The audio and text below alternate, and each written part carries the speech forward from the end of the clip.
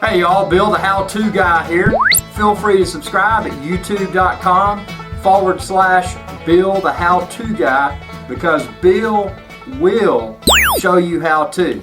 Hey y'all, Bill the How-To Guy here, and I'm going to demonstrate how to replace a door hinge.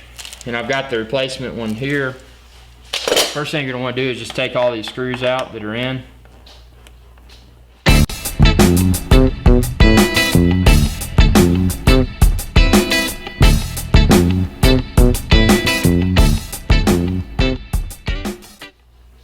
And since this was the original one on there, it's probably kind of stuck with paint.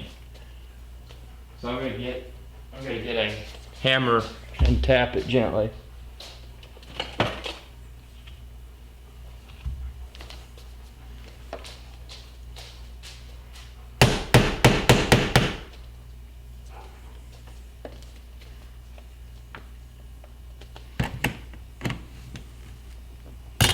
If you lift it off on one side, then it's going to pop the other like that. So now, that's how to remove a door hinge. Check out my next video to where I explain how to install a door hinge.